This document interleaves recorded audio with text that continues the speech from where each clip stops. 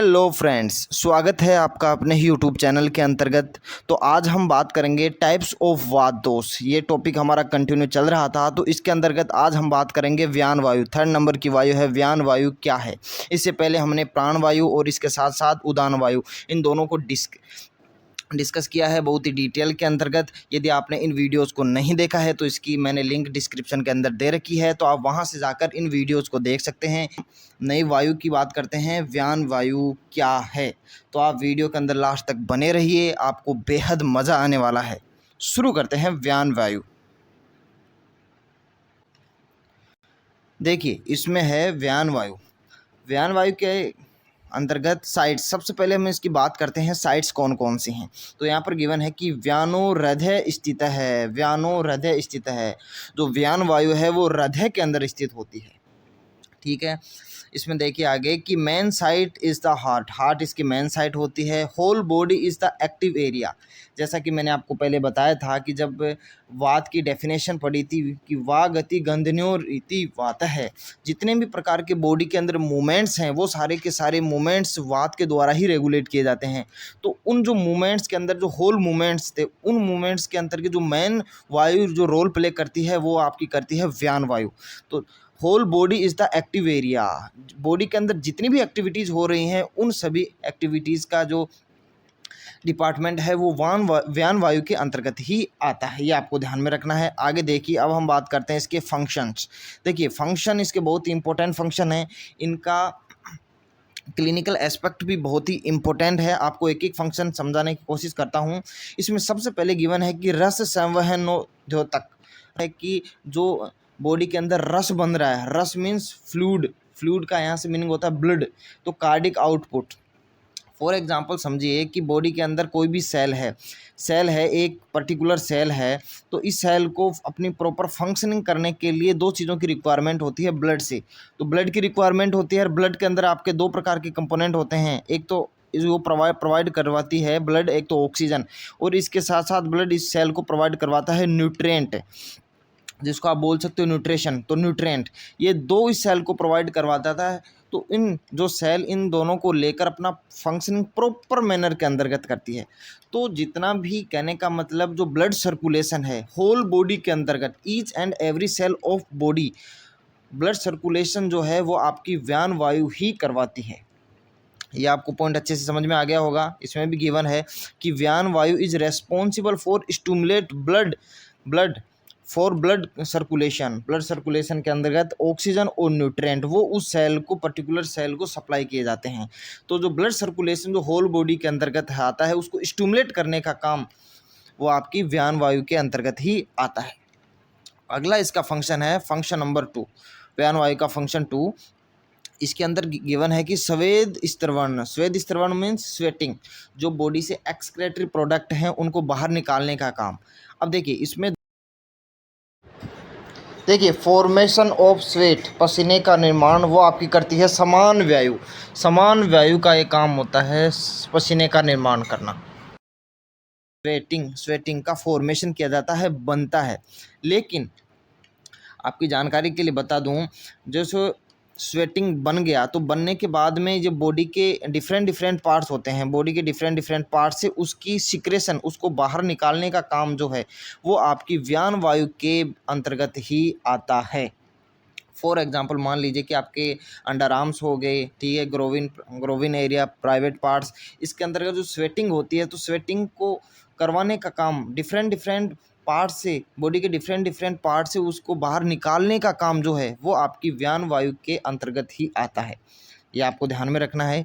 यहाँ पर एक लाइन आपको वो सेम टू सेम लाइन यहाँ पर लिखी गई है कि secretion of sweating from the different body parts से स्वेटिंग की जो प्रक्रिया होती है उसके अंतर्गत व्यान वायु का कंट्रीब्यूशन होता है। आगे देखिए, waste product is formed in the metabolic process is excreted through the skin by the व्यान वायु। इसको समझिए। फॉर एग्जांपल आप ऐसे समझिए कि फूड का डाइजेशन, आपने फूड का इंटेक किया, तो फूड का इंटेक होने के बाद में फूड का क्या होता है, फूड का इंटेक होने के बाद में फूड का डाइजेशन होने के बाद में दो प्रोडक्ट बनते हैं। एक तो बनता है आपका सार जो मेन और न्यूट्रिएंट पार्ट होता है उसको सार बोलते हैं। इसके साथ साथ सेकंड बनता है इसमें किट या इसको आप वेस्ट प्रोडक्ट बोल सकते हो, किट या वेस्ट प्रोडक्ट। तो जो वेस्ट प्रोडक्ट है इसको वेस्ट प्रोडक्ट को बॉडी से बाहर निकालने का जो काम है, वेस्ट प्रोडक्ट को, किट को या वेस्ट प्रोडक्ट को बॉडी से बाहर जो निकालने का काम है वो आपकी व्यान वायु के डिपार्टमेंट के अंतर्गत ही आता है। आप समझ गए होंगे। इसके साथ साथ एक इसमें और फंक्शन और इंक्लूड किया जाता है। फॉर एग्जांपल आप मान लीजिए कि आप रनिंग कर रहे हैं, आप रनिंग कर रहे हैं, तो रनिंग के दौरान जो भी बॉडी के अंतर्गत मेटाबॉलिक एक्शन होते हैं, क्योंकि देखिए रनिंग के दौरान मसल्स का वर्क होता है, मसल्स को ऑक्सीजन और इसके साथ साथ न्यूट्रिएंट सप्लाई किए जाते हैं, तो उससे कुछ वेस्ट प्रोडक्ट निकलता है एट ए लिटिल अमाउंट। तो जो उस वेस्ट प्रोडक्ट को बॉडी से बाहर एक्सक्रीट जो करने का काम है वो आपकी व्यान वायु के अंतर्गत ही आता है। ये आपको अच्छे से समझ में आ गया होगा। आगे का जो फंक्शन है, थर्ड नंबर का फंक्शन, यौन च शुक्र प्रतिपदानो, ये भी बहुत इंपॉर्टेंट फंक्शन है। ठीक है, इसके अंदर देखिए आप इसको समझने की कोशिश कीजिए। योनो च शुक्र प्रतिपदानो, व्यान वायु एनेबल्स द शुक्र धातु टू रीच योनि। देखिए इसको आप इस एंगल से समझिए। फॉर एग्जांपल मान लीजिए कि मेल के द्वारा इजोकुलेशन किया जाता है, तो मेल ने स्पर्म का इजोकुलेशन किया और वो उसकी जो वेजाइना है, वेजाइना के अंतर्गत उसका एम्पुला पार्ट जहाँ से ओव्यूलेशन के थ्रू एग रिलीज होने के बाद में एम्पुला पार्ट के अंदर पहुँचता है। तो जो स्पर्म का योनि से लेकर उस एम्पुला पार्ट के अंदर जो डिस्टेंस जो कवर करता है, जो मूवमेंट करता है, वो पूरा का पूरा डिस्टेंस ये सारा व्यान वायु के डिपार्टमेंट के अंतर्गत ही आता है।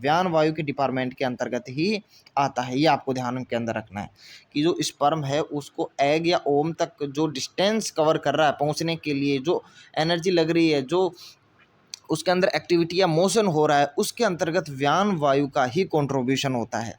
कई बार आपको पता होगा कि 4 से 5 ईयर के बाद में भी पॉपुलेशन होता रहता है, लेकिन फिर भी संतान की प्राप्ति नहीं होती, तो वहाँ पर व्यान वायु डिस्टर्ब हो जाती है और उस व्यान वायु को डिस्टर्ब को सही करने के लिए इन विट्रो फर्टिलाइजेशन आदि बहुत सारी प्रोसेस की जाती हैं, जिसके कारण व्यान वायु बैलेंस स्टेट के अंदर आ जाती है।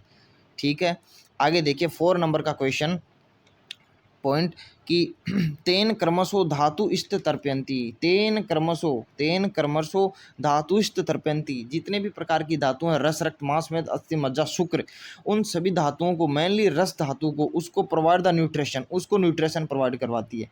तो यदि आपके व्यान वायु सही तरीके से काम करती है तो रस धातु अच्छे से बनेगी, और रस धातु अच्छे से बनेगी तो सारी धातुएं, शुक्र और ओज, तो बॉडी के अंदर स्ट्रेंथ रहेगी, पावर रहेगी। तो उसी के अंतर्गत भी व्यान वायु का रोल होता है, शरीर के ओज बनाने के अंदर भी। ठीक है, आगे देखिए इसका फंक्शन बी फंक्शन है, वो आपके अष्टांग हृदय के सूत्र स्थान 12 से है। क्या है बी फंक्शन? देखिए गत्य अपेक्षेपण उत्क्षेपण निमेष उन्मेष आदि का प्रायः सर्वा क्रिया स्तमीन प्रतिबद्धा शारीरिणाम। इसके अंतर्गत इसकी हर एक जो मूवमेंट है, हर डायरेक्शन के अंतर्गत मूवमेंट, और मूवमेंट कितने टाइप्स का है उन सभी के बारे में डिस्क्रिप्शन दिया गया है। तो हम एक एक पॉइंट को इसके अंदर समझने की कोशिश करते हैं। देखिए कैसे, सबसे पहले इसमें एक शब्द आया है उत्क्षेपण और अपक्षेपण। इसको समझने की कोशिश करते हैं कि उत्क्षेपण और अपक्षेपण क्या है। उत्क्षेपण और अपक्षेपण का मतलब होता है upward and downward motion. Sir upward और डाउनवर्ड मोशन से क्या मीनिंग है? देखिए इसको हम अलग अलग एग्जाम्पल के थ्रू समझने की कोशिश करते हैं। फॉर एग्जाम्पल आप जंप कर रहे हैं तो आपकी बॉडी, होल बॉडी अपर की डायरेक्शन के अंदर जा रही है, तो वो तो हो गया आपका उत्क्षेपण। और फिर नीचे डाउनवर्ड डायरेक्शन के अंदर आ रही है तो अपक्षेपण। आप ठीक है, और इसमें समझ सकते हैं कि ब्लड जो सर्कुलेशन है वो आपकी ऊपर की डायरेक्शन के अंदर जाता है तो उत्क्षेपण, नीचे की डायरेक्शन के अंदर आता है अगेंस्ट ग्रेविटी या सपोर्ट ग्रेविटी। तो वो सारे जितना मूवमेंट करवाता है वो आपकी व्यान वायु ही करवाती है। इसके साथ साथ आप ऐसे भी समझ सकते हैं कि जैसे आप सीढ़ियों के अंतर्गत आप ऊपर चढ़ते हैं, तो ऊपर चढ़ रहे हैं तो उसके अंतर्गत, और जब आप सीढ़ियों के से नीचे आ रहे हैं, डाउनवर्ड आपका मोशन हो रहा है, तो उन दोनों के अंतर्गत उत्क्षेप और अपक्षेप, उत्क्षेप ऊपर जाना, अपक्षेपण नीचे आना, तो वो जो प्रकार का मूवमेंट है उसके अंतर्गत भी व्यान वायु का ही कंट्रीब्यूशन होता है। तो आप अच्छे से उत्क्षेपण और अपक्षेपण आसानी से समझ गए होंगे। ठीक है, अब आगे देखिए यदि इससे पहले यदि आपको इसके अंतर्गत कोई भी डाउट या क्वेरी रह जाती है तो आप हमारे को कमेंट बॉक्स के अंदर कमेंट कर सकते हैं। हर आपके एक कमेंट का रिप्लाई दिया जाएगा। और यदि आप हमारे इंस्टाग्राम चैनल से नहीं जुड़े हैं तो आप वहां से भी जुड़िए। ठीक है, इसकी लिंक जो है इंस्टाग्राम की वो मैंने इसके बायो के अंदर दे रखी है, तो वहाँ से जाकर आप कनेक्ट हो सकते हैं। और उसके अंतर्गत आप डायरेक्ट सर्च भी कर सकते हैं मेडिकल नॉलेज पॉइंट, ये आप डायरेक्ट सर्च भी कर सकते हैं। तो वहाँ से भी डायरेक्ट आप हमारे टेलीग्राम पर जा सकते हैं। वहाँ पर इसकी पीडीएफ और जितने भी सिलेबस से रिलेटेड जो भी इम्पोर्टेंट नोट्स और पीडीएफ है वो वहाँ पर शेयर कर रखी है, तो वहाँ से जाकर आप उसको देख सकते हैं और रीड कर सकते हैं। आगे चलते हैं, आकुंचन एवं प्रसारण। देखिए आकुंचन और प्रसारण क्या है, वो भी एक फंक्शन है व्यान वायु का, लेकिन इसमें कैसे कंट्रीब्यूशन होता है आकुंचन एंड प्रसारण। देखिए आकुंचन मीन्स कॉन्ट्रैक्शन होना या फिर फ्लेक्शन, और प्रसारण रिलैक्सेशन या एक्सटेंशन। अब देखिए इसको कैसे समझ सकते हैं अपन। फॉर एग्जांपल आप मान लीजिए कि आप अपनी एल्बो को कोहनी को जो फोर आर्म है उसके पास लाते हैं, तो पास ला रहे हैं इसका मतलब आप आकुंचन कर रहे हैं, और आकुंचन होता है फ्लेक्शन। ठीक है, और यदि आप उसको जो जॉइंट है एल्बो जॉइंट उसमें फोर आर्म को यदि दूर लेकर जाते हैं तो वहाँ पर होता है आपका रिलैक्सेशन या फिर एक्सटेंशन। तो फ्लेक्शन एक्सटेंशन, पास आना दूर जाना, ये काम होता है आपके व्यान वायु का। ठीक है, आप समझ गए होंगे। देखिए इसमें सभी प्रकार के मूवमेंट हो गए जिसके अंदर हमारी बॉडी के अंदर जॉइंट्स होते हैं, जॉइंट्स के बीच में एक बार एंगल आपको, फॉर एग्जांपल ये सिचुएशन है, ये आपका जॉइंट है एल्बो जॉइंट, तो इसके अंदर एक बार तो जो आपका एंगल है वो डिक्रीज होगा, जैसे कि यहाँ है तो ये एंगल हमने इसको क्या कर दिया, कॉन्ट्रैक्ट कर दिया, तो ये जो एंगल है वो कम हो गया, डिक्रीज हो गया। अब इसमें एक्सटेंशन के अंतर्गत देखिए ये यहाँ पर ये एक्सटेंशन को सपोर्ट करेगा।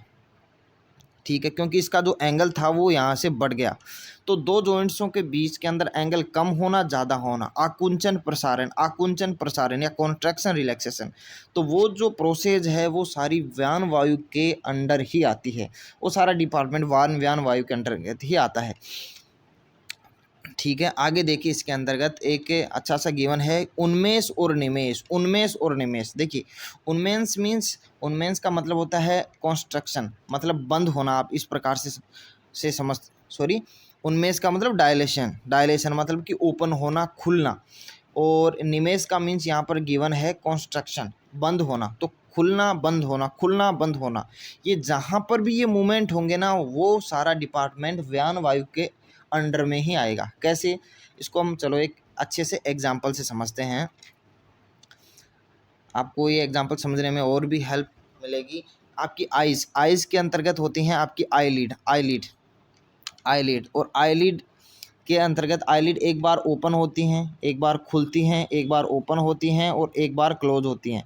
तो आईलिड का जो ओपन होना बंद होना, डायलेशन कॉन्स्ट्रक्शन, वो दोनों प्रोसेस हैं वो व्यान वायु के अंडर में ही आती हैं। इसके साथ साथ आप देख सकते हैं कि हमारे हार्ट के अंतर्गत जो वाल होते हैं बाइकस्पिड और ट्राइकस्पिड, बाइकस्पिड वाल को मिट्रल वाल भी बोलते हैं। तो जब ऑक्सीजनेटेड या डीऑक्सीजनेटेड किसी भी प्रकार का ब्लड एट्रियम से वेंट्रिकल के अंतर्गत जाता है, तो बीच एट्रियम से वेंट्रिकल के अंतर्गत जाता है, तो बीच के अंतर्गत वाल होते हैं। तो जब वाल ओपन होते हैं तो ब्लड एट्रियम से वेंट्रिकल के अंतर्गत जाता है, और इसी के विपरीत जब वेंट्रिकल के अंतर्गत प्रेशर इंक्रीज हो जाता है, तो प्रेशर इंक्रीज हो जाने के पश्चात जो वाल हैं, इधर के वाल हैं, वो वाल फॉर एग्जांपल ये मान लीजिए ये वाल है, तो वो वाल क्या हो जाएगा, क्लोज हो जाएगा, क्योंकि prevent the outflow of blood into atrium, तो उसको करने के लिए हमारे वेंट्रिकल के वाल जो हैं वो बंद हो जाएंगे। तो वाल का बंद होना खुलना, बंद होना खुलना, ये जितने भी प्रकार के मूवमेंट हैं वो सारा का सारा मूवमेंट वाहन वायु के डिपार्टमेंट के अंतर्गत ही आता है। इसके साथ साथ और भी एक एग्जाम्पल से आप समझ सकते हैं, जैसे जरम्बा। जरम्बा जरम्बा मीन्स या योविंग, योविंग जिसको आप कई लोग ये वीडियो देख रहे होंगे, तो वीडियो देखते देखते टाइम के ऊपर उनको उबासें आ रही हैं, मुंह के अंतर्गत मुंह उनका ओपन हो रहा है, तो कार्बन डाइऑक्साइड जो है वो बाहर जा रही है, फिर वो बंद कर रहे हैं। तो जो माउथ का मूवमेंट है खुलना बंद होना, खुलना बंद होना, तो ये जो मूवमेंट है ये पूरा का पूरा मूवमेंट भी व्यान वायु के डिपार्टमेंट के अंतर्गत ही आता है। तो मैंने इसको आपको अच्छे से समझाया है उन्मेष और निमेष क्या होता है। तो जितने भी इसके प्रकार के फंक्शन थे उसने हमने जो मेन फंक्शन के साथ साथ बहुत ही इंपॉर्टेंट फंक्शन है वो मैंने यहाँ पर कवर करने की कोशिश की है। अब हम देखते हैं कि जो व्यान वायु है, अगर व्यान वायु दुष्ट हो जाए, प्रदूषित हो जाए, तो उसमें कौन कौन सी कंडीशन हमारे के लिए प्रोड्यूस हो सकती है। तो देखिए इसको आप सीधा सा समझ सकते हैं, यदि आपको जो मैंने आपको साइड्स बताई, यदि व्यान वायु डिस्टर्ब होगी तो व्यान वायु की जितनी भी साइड्स हैं, व्यान वायु की जितनी भी साइड्स हैं वो सारी की साइड्स डिस्टर्ब हो जाएंगी और उनसे रिलेटेड जो वर्क हैं वो सारे डिस्टर्ब हो जाएंगे। अब हम देखते हैं एक एक करके कि व्यान वायु के दुष्ट, यहाँ से मैंने इसको डिटेल के अंतर्गत हर एक कोटेशन को उसके वर्ड को एक्सप्लेन करूँगा, यदि क्योंकि यहाँ पर हर एक जो वर्ड है वो लिखना यहाँ पर पॉसिबल नहीं है, इतना टाइम और इतना टाइम नहीं है कि मैं आपको हर एक जो वर्ड है वो आपको लिखकर बता सकूं। तो जितने भी मैं आपको वर्ड बोल रहा हूं आप एक नोटबुक लेकर उसमें साइड में नोट कर सकते हैं, और जब भी आप रिवीजन करें तो इसको आप दोबारा से ज़रूर रीड करें, क्योंकि दोबारा से यदि आप इसको रीड करते हैं तो आपको बहुत ही अच्छे तरीके से इसमें समझ में आएगा। अब देखिए इसमें आपको हर एक एक पॉइंट नोट करना है। सबसे पहले देखते हैं कि क्या गिवन है कि दुष्टि ऑफ व्यान वायु, दुष्टि ऑफ व्यान वायु क्या है, दुष्टि ऑफ व्यान वायु क्या क्या होता है। तो उसमें सबसे पहले देखते हैं दुष्टि ऑफ व्यान वायु के अंतर्गत कि व्यानो अतिगमन, व्यानो अतिगमन, व्यान वायु के अतिगमन, हाइपर मोशन, अतिगमन का आप यहाँ पर मीनिंग नोट डाउन कर लीजिएगा कि हाइपर मोशन, हाइपर मोशन, अत्यधिक गति। सर अत्यधिक गति कैसे? फॉर एग्जांपल मान लीजिए कि कोई रनर है या फिर कोई कोई रनर है जो दौड़ने, अभी उसने रनिंग स्टार्ट की है, तो सबसे पहले वो रेस्ट स्टेज में था, फिर उसने थोड़ी थोड़ी और स्पीड बढ़ाई, तो स्पीड बढ़ाने के बाद में जो सेल है, सेल को न्यूट्रिशन और इसके साथ साथ के अंदर ऑक्सीजन सप्लाई बढ़ी।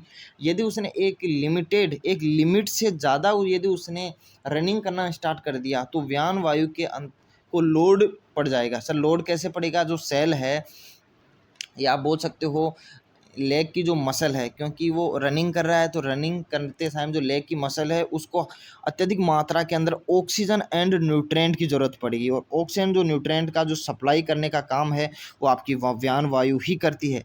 तो ज़्यादा ऑक्सीजन और न्यूट्रिएंट की ज़रूरत पड़ेगी, इसका मतलब व्यान वायु पर ज़्यादा लोड पड़ेगा। तो व्यान वायु पर ज़्यादा लोड पड़ने के कारण व्यान वायु जो है अपना प्रॉपर फंक्शनिंग नहीं कर पाएगी, जिसके कारण कई बार जैसे हार्ट अटैक आ जाएगा, या फिर चेस्ट के अंतर्गत पेन होना स्टार्ट हो जाता है, आपके लेग्स के अंतर्गत जॉइंट्स इन बिटवीन जॉइंट्स उसके अंदर पेन होना स्टार्ट हो जाएगा। क्यों? क्योंकि वहाँ पर व्यान वायु दुष्टि हो गई।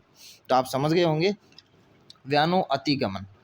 आगे इसमें देखिए, आगे इसके अंतर्गत गिवन है कि ध्यान, देखिए ध्यान का कैसे रोल है आप समझिए। ध्यान को देखिए आप एक एग्जांपल से बहुत अच्छे तरीके से समझ सकते हैं। फॉर एग्जांपल मान लीजिए कि आप कहीं पर रेस्ट स्टेज के अंतर्गत बैठे हुए हैं, रेस्ट स्टेज के अंदर बैठे हुए हैं, और आप ध्यान का मीन्स यहाँ पर आप नोट डाउन कर लीजिएगा ओवर थिंकिंग आपको नोट डाउन कर लेना है। ओवर थिंकिंग कैसे? आप रेस्ट के अंतर्गत किसी पैलेस पर बैठे हुए हैं तो आप ओवर थिंकिंग कर रहे हैं, किसी के बारे में पर्टिकुलर सोच रहे हैं, वो भी डीप के अंतर्गत, तो आपके न्यूरॉन्स को ऑक्सीजन और न्यूट्रिएंट की सप्लाई बढ़ जाएगी, वो भी एक लिमिट से ज़्यादा, क्योंकि आप थिंकिंग नहीं ओवर थिंकिंग कर रहे हो। तो इसके लिए आपको न्यूट्रिशन और ऑक्सीजन लिमिटेड मात्रा में नहीं, लिमिटेड से भी अत्यधिक मात्रा में ज़रूरत पड़ेगी, तो वो प्रॉपर रूप से सप्लाई नहीं हो पाता है, जिसके कारण आपकी व्यान वायु डिस्टर्ब हो जाती है। आपके जो थॉट्स प्रोसेस हैं वो लंबे टाइम तक चलते रहते हैं, आपको निंद्रा नहीं आती है, और इसके अंतर्गत मन और चित्त एक जगह पर फोकसित नहीं रहता है। तो ये जितने भी प्रकार की एक्टिविटी जो मैंने आपके साथ डिस्कस की अभी, वो थी आपकी एक्सरसाइज या फिर मूवमेंट से रिलेटेड। अब इसके अंतर्गत आती है क्रीड़ा। क्रीड़ा विषम चेष्टिते है, क्रीड़ा विषम चेष्टिते है, जिसके अंतर्गत देखिए क्रीड़ा विषम चेष्टि का मतलब खेल, विषम चेष्टित है अलग अलग प्रकार की जो एक्टिविटीज़ हैं। फोर सबसे इसमें आप एक बात समझिए कि जितने भी प्रकार की एक्टिविटीज़ हैं उसमें जैसे कि एक लाइन बोली जाती है कि अति सर्वत्र वर्ज्यते। तो आप कोई क्रीड़ा कर रहे हैं, कोई एक्टिविटीज़ कर रहे हैं, गेम खेल रहे हैं, तो उसके अंतर्गत आपका जो मूवमेंट था, जो आप पहले से मूवमेंट कर रहे थे, उस मूवमेंट से भी यदि आप नेक्स्ट बार में ज़्यादा मूवमेंट करते हैं, अत्यधिक मात्रा में मूवमेंट करते हैं, तो व्यान वायु डिस्टर्ब होने की है। इसके साथ साथ आप देखिए विरोधी रुक्ष भी विरुद्ध आहार जिसमें एक की भोजन की तासीर उष्ण होती है, दूसरी की शीत होती है। तो आपको जो विरुद्ध आहार के अंदर जो भोजन ले रहे हैं उनकी तासीर सेम नहीं होनी चाहिए, उनकी डिफरेंट तासीर होनी चाहिए, और यदि डिफरेंट तासीर होती है तो वो विरुद्ध आहार नहीं है। तो हम ज़्यादातर जो फूड लेते हैं, फॉर एग्जांपल विरुद्ध आहार के, जैसे कि आप सुबह की चाय लेते हैं तो चाय के अंतर्गत मिल्क होता है, और मिल्क को आप यदि मसालेदार गाठिया, फाफड़ा, भाखरी इसके साथ साथ और बहुत सारी जो मसालेदार और साल्टी लवणीय जो चीज़ों के साथ इसमें लेते हैं, तो वो आपके विरुद्ध आहार होते हैं। फॉर एग्जांपल आप यदि इसको कंटिन्यू करते हुए दूध के साथ पीने के बाद में यदि आप इसके अंतर्गत मछली फिश का सेवन करते हैं, तो वो भी आपके लिए विरुद्ध आहार होती है। इसके साथ साथ ही रुक्ष भोजन जिसके अंतर्गत स्निग्धता, चिकनाई नहीं है, उस भोजन का सेवन करते हैं तो भी आपकी व्यान वायु डिस्टर्ब होगी। और हर्ष विषाद दष्ट दूषित है। इसके अंतर्गत देखिए आपने हर्ष विषाद का मतलब यहाँ पर गिवन है कि आपने जो एक्सपेक्ट किया था उससे ज़्यादा आपको खुशी हो रही है, तो वो अत्यधिक हर्ष के अंतर्गत आता है। यदि आपने एक्सपेक्ट किया था और उससे ज़्यादा आपको दुख हो रहा है, तो वो आपके अत्यधिक विषाद के अंतर्गत आता है। फॉर एग्जांपल आप मान लीजिए कि अत्यधिक खुशी के अंदर आपने जो एक्सपेक्ट नहीं किया था कि आप एग्ज़ाम के अंतर्गत पास हो जाओगे, ठीक है, लेकिन आप फिर भी हो गए, तो आपको अत्यधिक मात्रा में खुशी होगी। इसमें कोई सा भी मूवमेंट हो सकता है, तो वहाँ पर भी आपकी व्यान वायु का ही कंट्रीब्यूशन होगा। और जैसा कि आपने एक्सपेक्ट नहीं किया गया था और वो हो गया आपसे, फॉर एग्जांपल आपके जीएफ आपसे बहुत ज़्यादा एक्सपेक्टेशन थी और वो आपको छोड़कर चली गई, तो वो भी इसके अंदर इंक्लूड किया जाएगा। आपके